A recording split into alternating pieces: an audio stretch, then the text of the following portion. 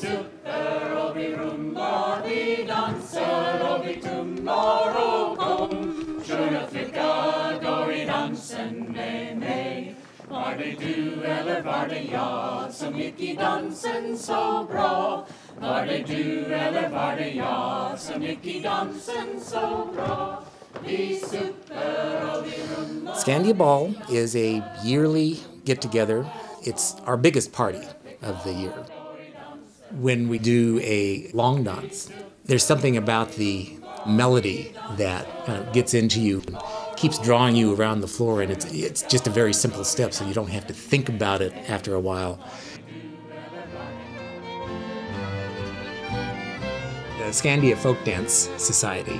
It's a club, started out as just a social club organized by Gordon Tracy. Gordon was a young fellow at the University of Washington in the late 40s who took a trip to Sweden and discovered his roots. He started collecting dances and collecting tunes and bringing them back to the U.S. and put together this little club called the Skandia Folk Dance Society in 1949. Skandia and the more general Scandinavian community has been associated with the Northwest Folklife Festival since the first Northwest Folklife Festival. Folklife is a big stage for any culture. It's our hope that it continues to be our stage and everyone else's stage for a long time. My wife Kathy and I have taught at Folklife a couple times now, and it was just a real joy to have people come up afterwards and say, "Wow, that was so much fun. I didn't know I could do that." So it's all in how you organize the teaching and explain the concept and get people moving. You do not have to like pickled herring or lutefisk to enjoy a Scandinavian dance, no. There are at least a couple hundred documented polska dances, and those are based on different music and just slightly different ways for 2 people, 4 feet, and 3 beats of music to interact. We feel like our little society is kind of a repository for a lot of the great history of Scandinavian dance and music.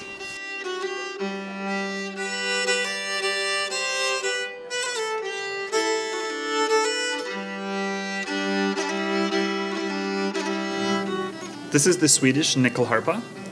Nyckelharpa in Swedish, or nyckelharpa in English. Some people say key fiddle, but nyckelharpa is really not that hard to say, so I try to say nyckelharpa. It has 16 strings. There are 3 playing strings, 1 drone string.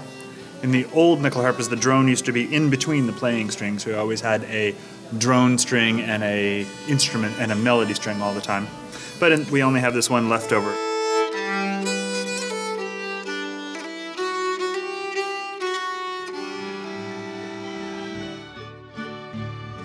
Many people in the Scandinavian community have Scandinavian costumes. In Sweden, they're referred to as dräkt. In Norway, dräkt or bunad. This is a bunad from Asker, which is a suburb of Oslo, southwest. He taught me how to do the sewing of the moose skin. These seams are done in a particular manner. The pockets are not to be used except as a watch pocket. I wear a traditional pocket watch. They could be from different kinds of sheep, which may have different shades of wool. So I feel very äkta, very real when I'm in my dräkt. The idea of knowing that you're doing a dance from the village of Buda in the area of Dalarna in central Sweden, in Seattle, is part of that tying back to the old country, so to speak. From the time I found Scandinavian dancing when I was in my early 20s, it just seemed natural to me to spin around the floor holding a partner. When you've taken a man and a woman and a musician or a group of musicians and made a single unit out of them as the dance goes around,